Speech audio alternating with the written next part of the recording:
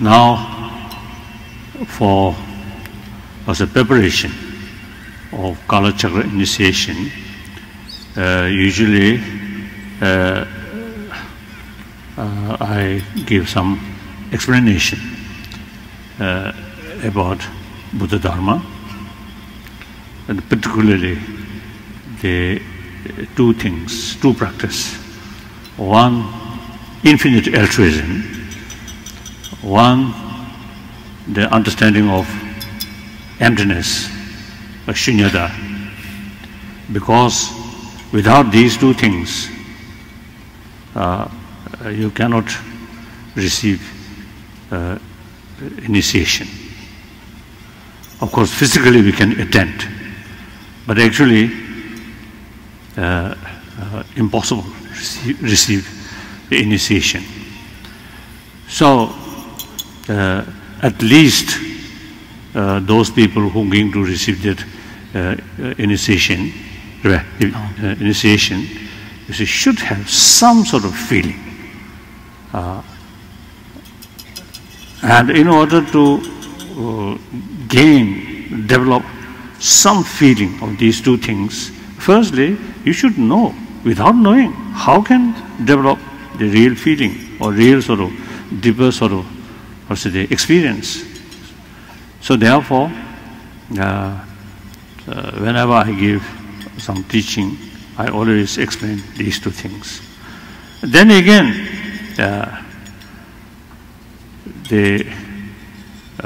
in order to follow Buddha Dharma, like any other religion, I believe, firstly, we should know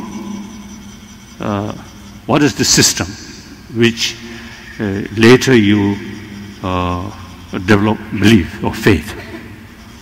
So without knowing the meaning or the system,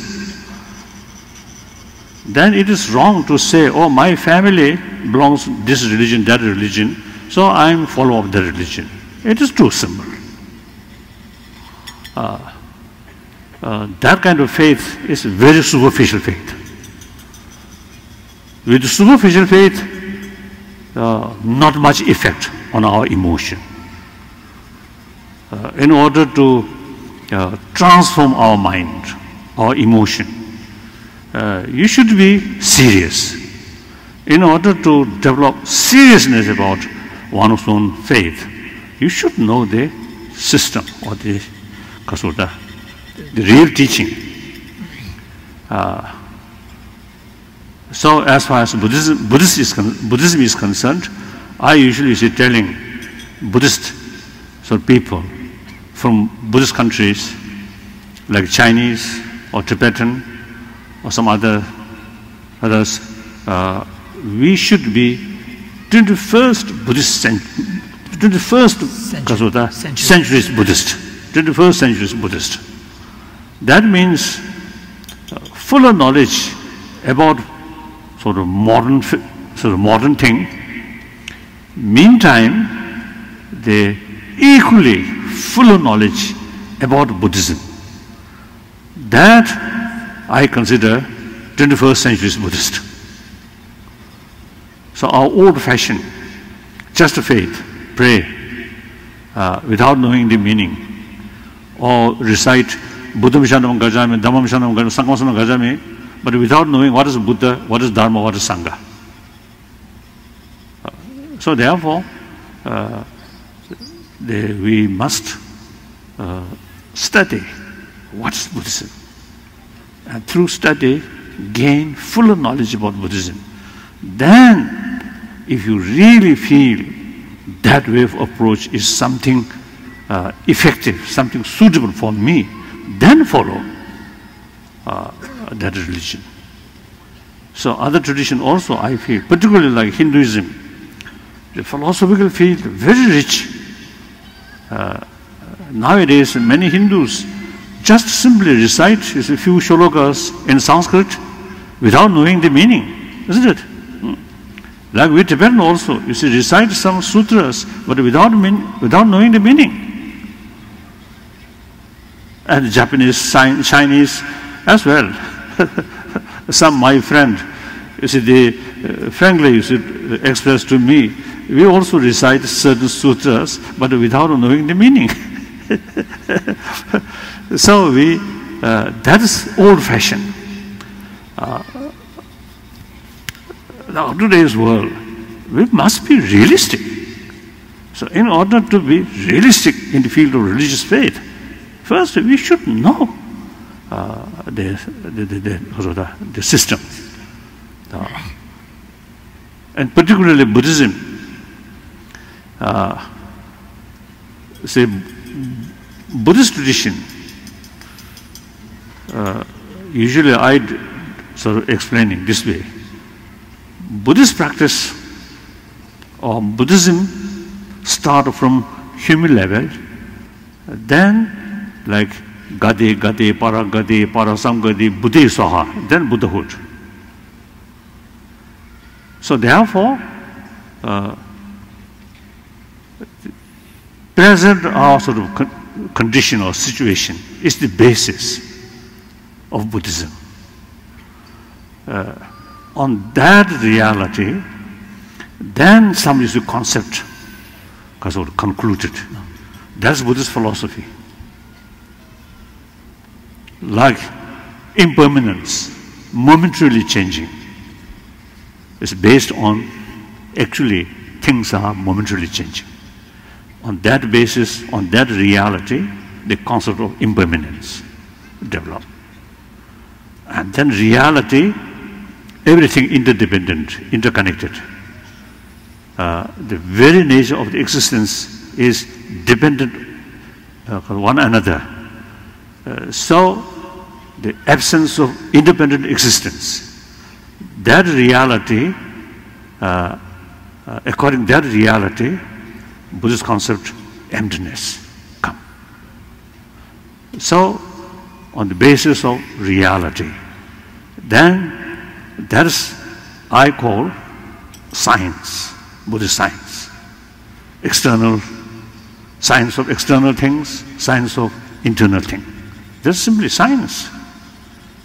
On that level, no question which is right, which is wrong, which is good, which is bad. No, just simply what is. That's Buddhist science. On that level, then construct Buddhist philosophy, Buddhist concept. Then that level, some extent, now the distinction, the good, positive or negative, based on the including animal, we want happiness. We do not want suffering. So suffering and happiness both are among the phenomena which is momentarily changing. So it must be based on causes and conditions. So therefore, since we want happiness, joyfulness, we must know the causes of that. And we have to practice, implement that. Since the causes and conditions fully ripe, then result, joyfulness, happiness come. So since we do not want suffering, problem, so we must know the causes. And since we do not want the suffering, so we must restrain involving causes of the suffering. So that is the very idea of Four Noble Truths. We do not want suffering. So Buddha point out the causes of suffering. We want permanent happiness. That is cessation of suffering. That third noble truth. That also come through effort. So fourth noble truth come. The Buddhist term say law of causality. And the Paticca dependent origination. Dependent origination. Then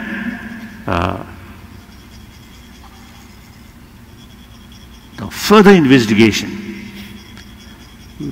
what is the ultimate source of suffering? The Buddhists say ignorance. It's quite logical. We do not want suffering, but we are facing a lot of suffering. This suffering caused by your own action.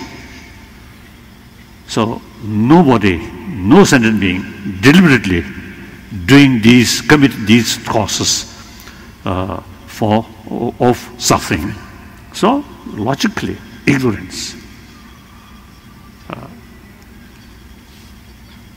So then, of course, ignorance, there are many different levels of ignorance. Basically, two kinds of ignorance. One ignorance, just a mere ignorance. Another category of ignorance is distorted ignorance. So here,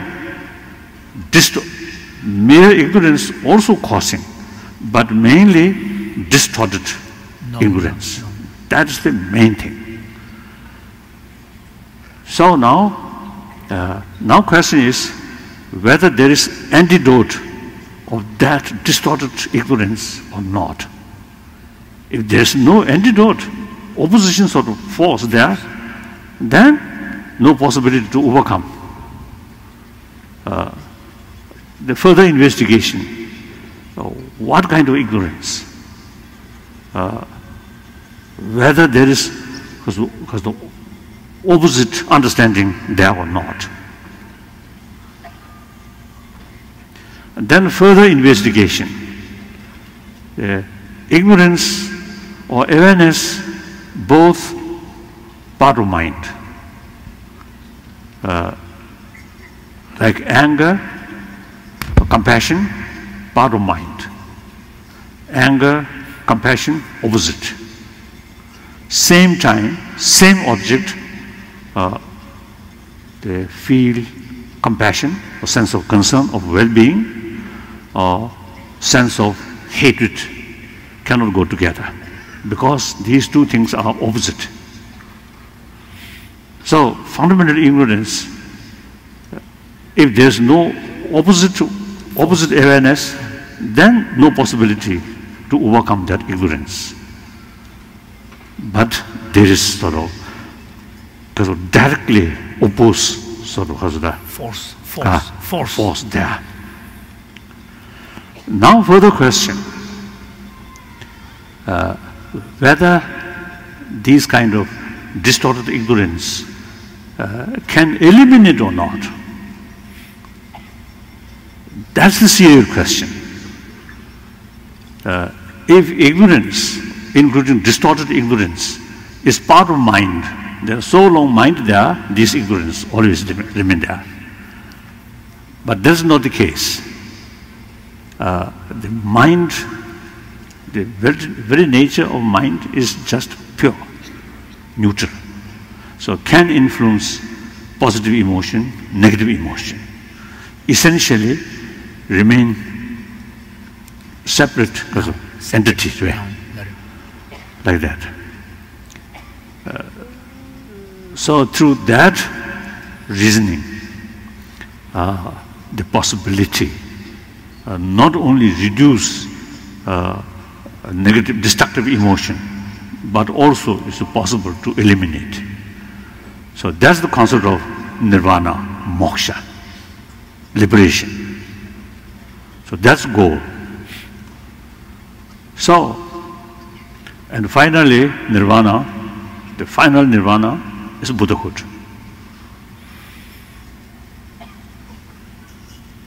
So once we develop some kind of idea, or the Buddhahood, that's our final sort of destination, final goal. And also the quite clear sort of knowledge how to reach there step by step. On the basis of today's ignorant mind, with help of wisdom, with help of other sort of positive emotion, this very mind can change, can improve, finally can be Buddhist mind, then we develop some kind of genuine enthusiasm to follow or to practice Buddha Dharma. Otherwise, I usually teasing some my friend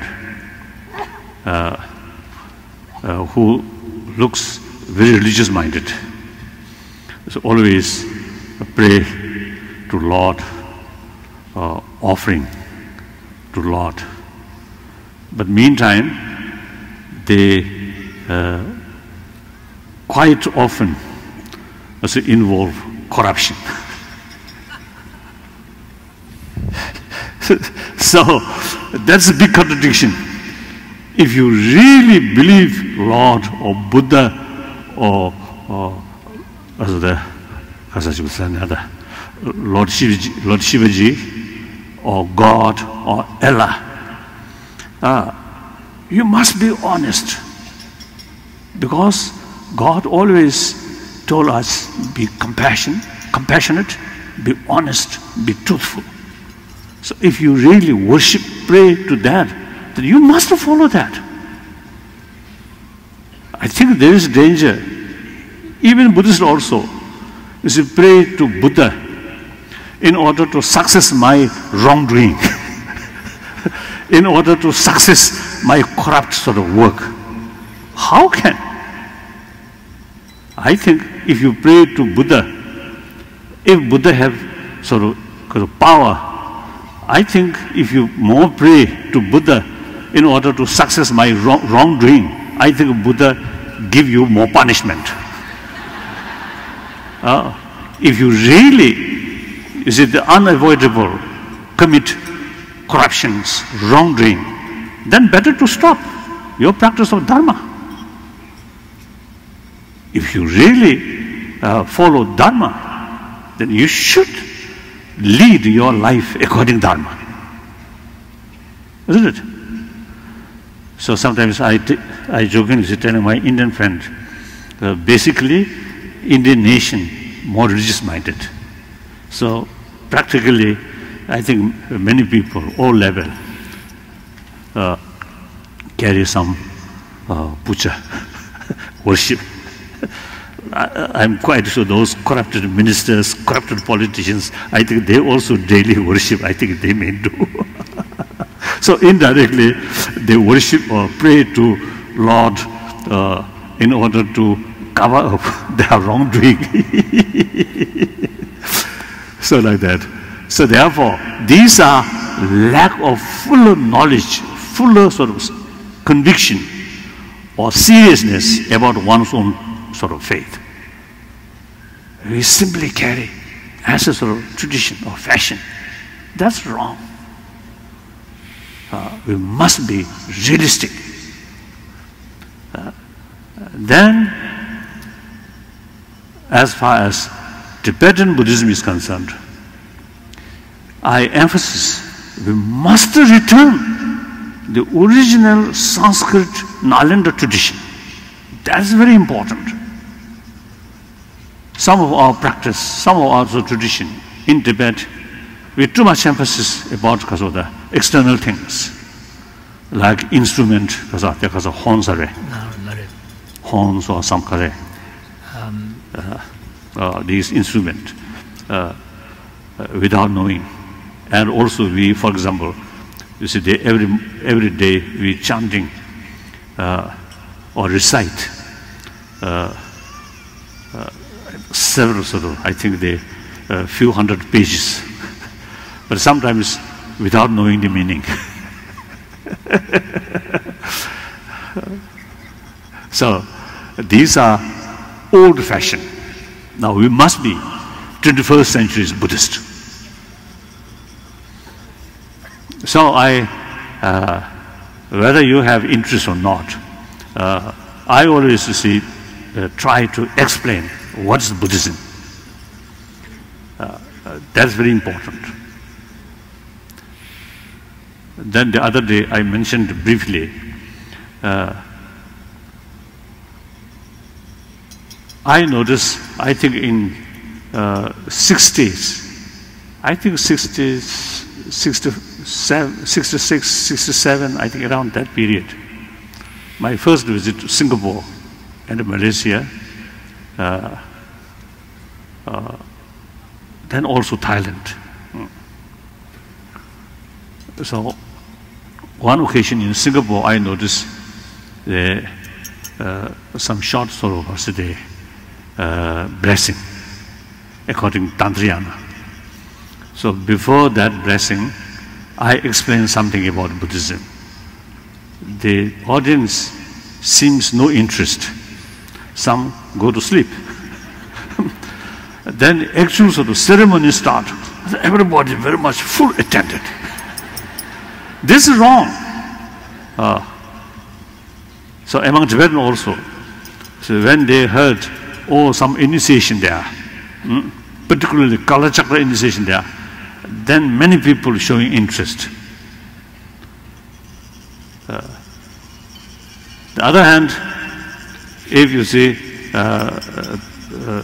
someone is told, someone telling, oh, there is sort of session, explanation about Buddhism, then people may say, oh, very nice, but I'm quite busy doing this and that, like that. I think that kind of habit is, I think, outdated habit. If you're serious, then practice. If you're not serious, don't practice. That's much better. Otherwise, it's hypocrisy, like that. So, in any way, first announce Kalachakra initiation. Then a lot of people come. And actual people gathered. My main focusing is explanation about Buddha Dharma. So here, a little trick showing Kalachakra initiation may emphasize explanation.